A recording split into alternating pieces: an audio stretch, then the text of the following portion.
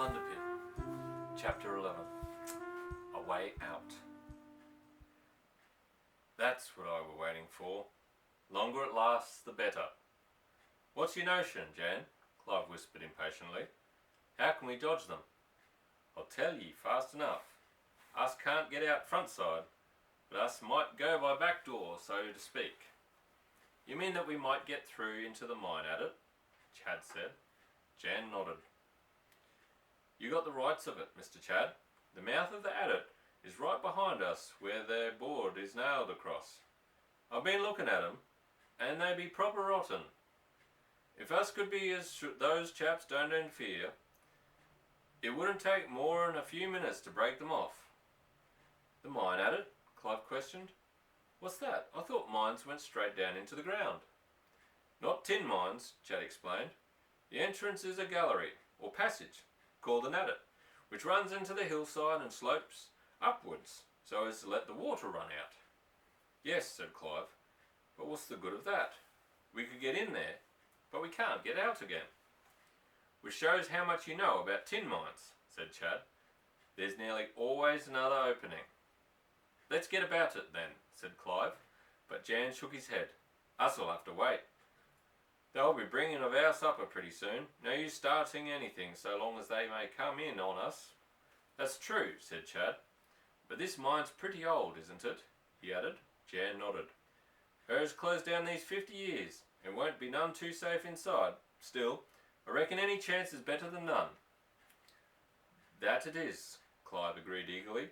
It makes me sick to think of Wanda and her father being raided by these fellows. And that reminds me, Jan, we haven't heard how they got you. I don't rightly know all as did happen, Jan said. As I told ye, there's been folk walking about the house at night. Might have been that there Torgan or Major Garnet. Anyways, I've been sleeping with the door open.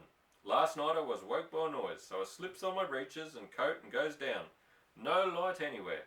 Far as I could see and all quiet as a tomb. Then all of a sudden, seems like the roof fell on my head. Next thing I knows, I were laying on my back out on the moor and someone pouring cold water over me. It were that chap Ben Grint. He bain't as bad as t'other. Then he told me I'd got to come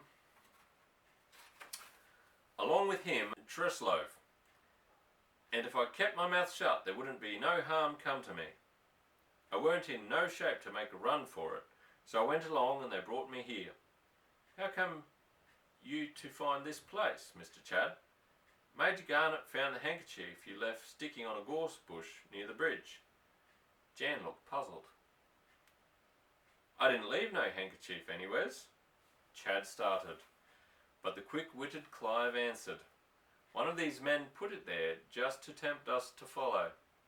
Aye, that might be so, Jan agreed slowly, but, said Chad, this doesn't explain how all the doors were locked on the inside when we came down. Bain't a bit o' use asking me, Mr. Chad. I tell ye I were knocked out and didn't know nothing. But these men, Grint and Treslove, couldn't have been inside the house, Chad insisted. Or, if they'd got in, they certainly couldn't have locked the doors on the inside after they left. That be true, Jan agreed. It was someone inside the house as hit me. Wouldn't wonder if it were that there Torgan. Chad stared.